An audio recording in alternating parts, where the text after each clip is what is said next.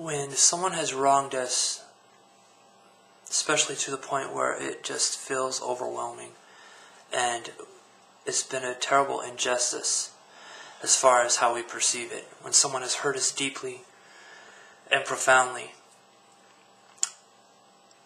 forgiveness is, during those moments, the hardest thing sometimes that we could give that person. But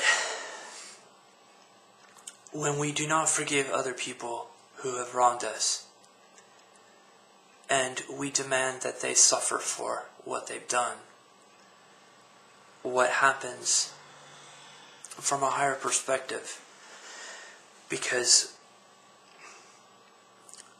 our souls exist in more places than just one. We're interdimensional. A part of our soul remains with that person that we condemned out of our sense of justice and refusal to forgive.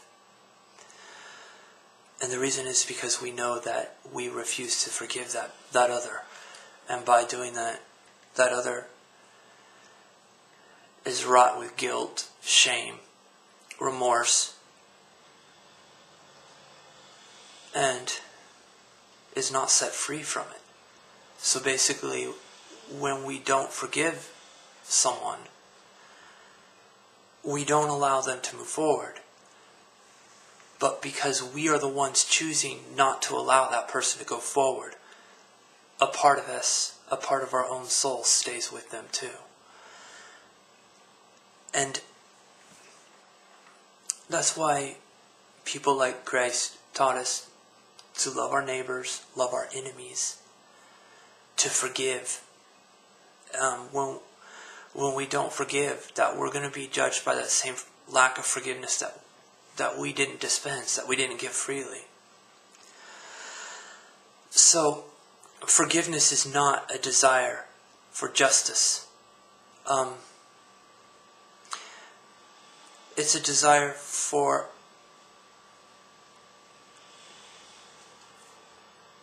it's a greater love that most people can never find in this life. It's within all of our reach, but if you look around the world, most people don't have it. Their idea of forgiveness is that there is a punishment that must be attached. And in some ways that is true. You know, if somebody's a terrible murderer, for example, it's important to take that person away and out of harm's way of everybody else, because that person could hurt other people and then put himself into a deeper state of hell, pain, the pain that he causes others. But to do it, to punish him out of some kind of a sense of justice, a punishment, that's how many people feel that the only way they can forgive is if someone is punished. When you do not forgive another person, you are refusing to allow that person to take those mistakes that he or she had done and become a better soul and move on. You are telling that soul that that soul can never become better than what it was. It must always stay trapped in its immaturity, in its lower state, and is not allowed to become a better, evolved, beautiful soul. And when that happens, like I said that a part of your own soul stays with that person. So, forgiveness is very important. It's a Christ-like thing.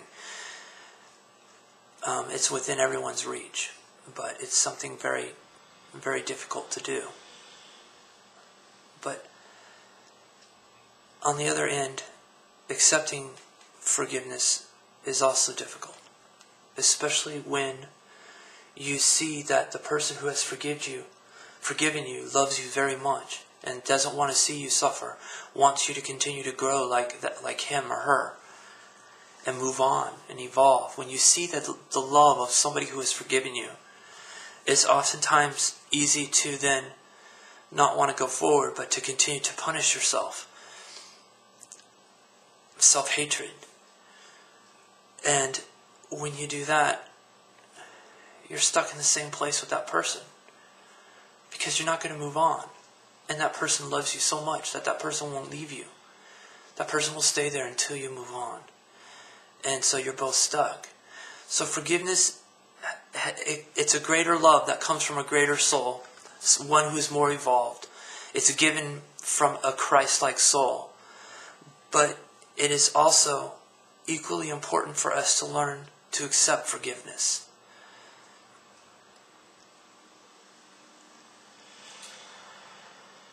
And to move on. These are things that I didn't teach on my other channel.